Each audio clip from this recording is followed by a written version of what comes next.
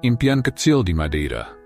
Di sebuah desa kecil di Pulau Madeira, Portugal, seorang anak laki-laki berusia 8 tahun berlari melewati gang sempit menggiring bola tua yang sudah usang.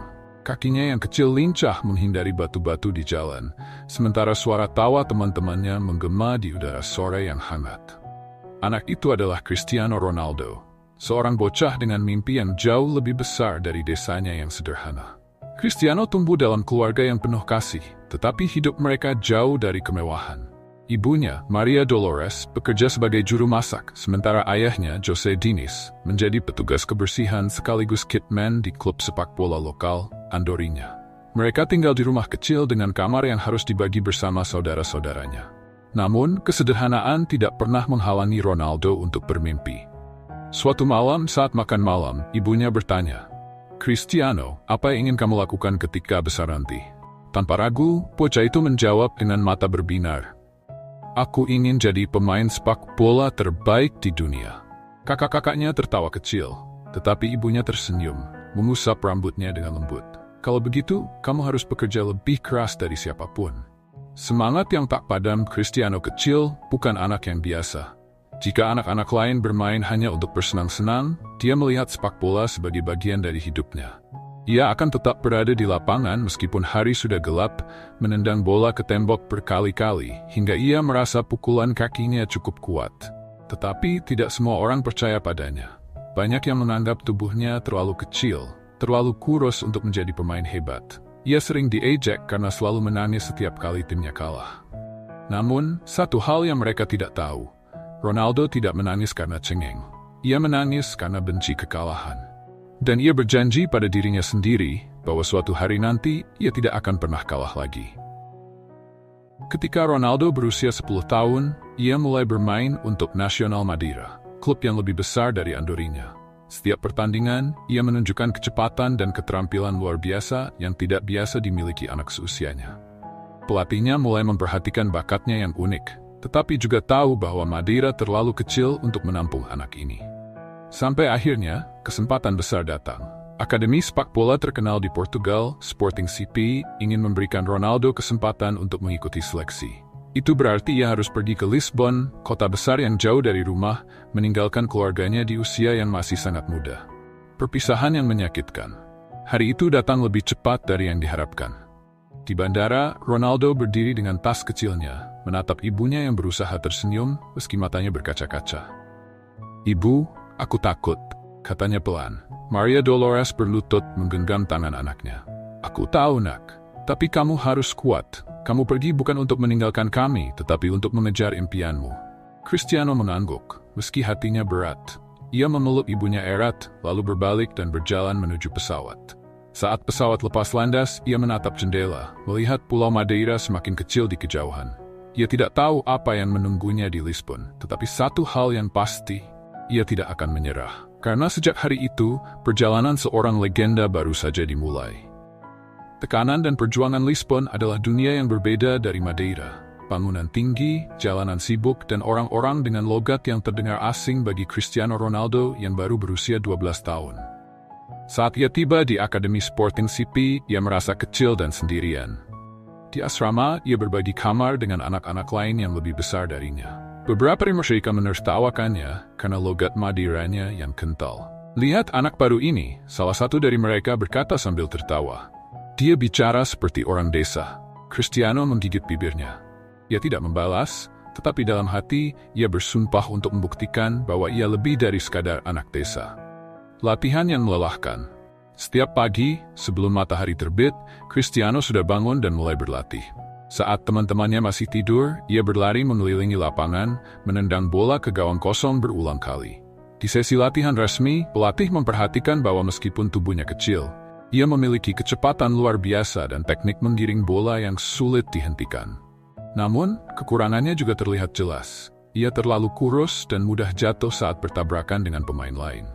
Pelatih mendekatinya suatu hari dan berkata, "Jika kamu ingin bertahan di sini, kamu harus lebih kuat." Mendengar itu, Ronaldo mengambil keputusan. Ia tidak hanya berlatih lebih keras, tetapi juga mulai melakukan latihan tambahan untuk membangun kekuatan fisiknya. Sementara pemain lain pulang setelah latihan, ia tetap tinggal. melakukan ribuan tendangan dan latihan sprint sendirian. "Kenapa kamu selalu berlatih lebih lama?" tanya salah satu temannya suatu malam. Cristiano tersenyum kecil, "Karena aku ingin menjadi yang terbaik." Cobaan terbesar, penyakit yang mengancam karirnya. Namun, tepat saat ia mulai menunjukkan perkembangan besar, kabar buruk datang. Dokter menemukan bahwa jantungnya berdetak terlalu cepat, kondisi yang disebut takikardia. Jika tidak ditangani, itu bisa mengakhiri karir sepak bolanya sebelum benar-benar dimulai. Ibunya datang ke Lisbon setelah mendengar kabar itu. Saat mereka duduk berdua di rumah sakit, Cristiano menggenggam tangan ibunya dengan erat. "Ibu, aku takut," katanya lirih. Maria Dolores tersenyum lembut, menyembunyikan kecemasannya. "Kamu akan baik-baik saja, nak. Kamu lebih kuat dari yang kamu kira." Operasi dilakukan. Itu adalah momen paling menakutkan dalam hidupnya, tetapi ia selamat.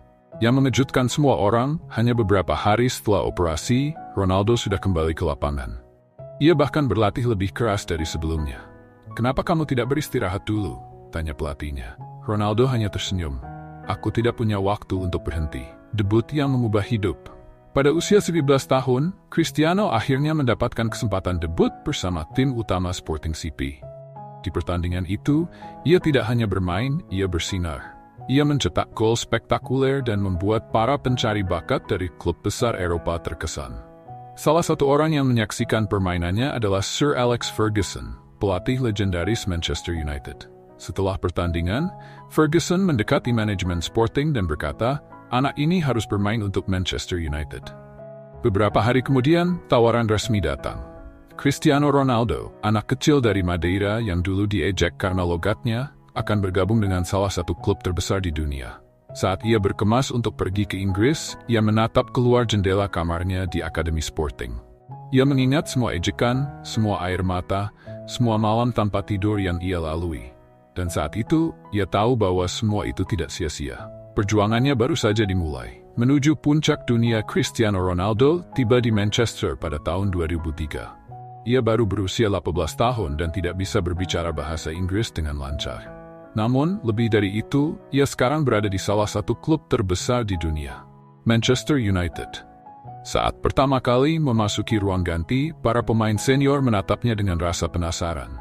Mereka tahu bahwa anak ini baru saja direkrut dengan harga mahal. Sering stark semua sestecurnya dan itu. Di sesi latihan pertamanya, Ronaldo menunjukkan trik-trik menggiring bolanya yang luar biasa. Tetapi, ia juga sering jatuh saat bertabrakan dengan pemain lain. Beberapa rekan timnya menertawakannya. "Anak ini cuma tahu pamer," salah satu pemain berkata. Mendengar itu, Ronaldo tidak marah. Ia hanya diam dan kembali berlatih. Ia tahu bahwa cara terbaik untuk menjawab keraguan adalah dengan membuktikan dirinya di lapangan. Membentuk tubuh dan mental baja. Menyadari bahwa fisiknya terlalu lemah untuk Liga Inggris yang keras, Ronaldo mulai melakukan latihan tambahan. Ia menghabiskan lebih banyak waktu di gym, membangun ototnya agar tidak mudah terjatuh. Saat pemain lain pulang setelah latihan, ia tetap tinggal di lapangan, melakukan ratusan tendangan dan sprint. Sir Alex Ferguson, pelatih Manchester United, memperhatikannya. Suatu hari, ia mendekati Ronaldo dan berkata, "Kamu punya bakat, tapi bakat saja tidak cukup. Yang membedakan pemain biasa dengan legenda adalah kerja keras." Ronaldo mengangguk. Ia sudah tahu itu. Dan ia akan bekerja lebih keras daripada siapapun. Momen yang mengubah segalanya. Di final Piala FA 2004, Ronaldo mendapatkan kesempatan besar. Ia mencetak gol pertamanya untuk Manchester United dan membawa timnya meraih kemenangan. Itu adalah awal dari segalanya. Musim demi musim berlalu, dan Ronaldo semakin berkembang. Ia tidak lagi hanya seorang pemain dengan trik indah, ia menjadi mesin gol. Setiap musim, ia mencetak lebih banyak gol, membawa Manchester United meraih gelar demi gelar. Puncaknya terjadi pada tahun 2008, ketika ia memenangkan Ballon d'Or, penghargaan untuk pemain terbaik di dunia. Ia telah membuktikan bahwa seorang anak dari Madeira bisa menaklukkan dunia sepak bola. Tetapi Ronaldo tidak puas sampai di situ. Ia ingin lebih. Dan kesempatan itu datang ketika klub raksasa Spanyol, Real Madrid, menawarkan kontrak dengan rekor transfer dunia. Takhta di Madrid tahun 2009, Ronaldo resmi bergabung dengan Real Madrid. Disinilah ia berubah dari bintang menjadi legenda. Setiap musim, ia mencetak lebih banyak gol, menciptakan rekor demi rekor. Ia memenangkan 4 Liga Champions, menjadi pencetak gol terbanyak sepanjang sejarah klub, dan meraih 4 Ballon d'Or tambahan. Namun, bagi Ronaldo, pencapaian terbesar bukan hanya di klub, tetapi bersama negaranya. Mimpi bersama Portugal. Sejak kecil, Ronaldo bermimpi membawa Portugal meraih kejayaan. Namun, berkali-kali ia gagal. Hingga akhirnya di Euro 2016, kesempatan itu datang. Portugal berhasil mencapai final, tetapi di babak pertama, Ronaldo mengalami cedera parah dan harus ditarik keluar. Di pinggir lapangan, ia berdiri sambil memberi semangat kepada rekan-rekannya. Ia berteriak, memberikan instruksi layaknya seorang pelatih. Ketika wasit meniup peluit akhir dan Portugal menang, Ronaldo menangis. Itu bukan hanya trofi bagi Portugal, itu adalah bukti bahwa kerja keras dan tekad bisa mengalahkan segalanya. Warisan seorang legenda. Setelah meninggalkan Real Madrid, Ronaldo bermain untuk Juventus, kembali ke Manchester United, dan akhirnya ke Al Nassr di Arab Saudi. Dimanapun ia pergi, ia tetap menjadi simbol kerja keras dan kemenangan. Kini, saat ia berdiri di tengah stadion, dikelilingi oleh para penggemarnya, ia tahu bahwa perjalanannya tidak sia-sia.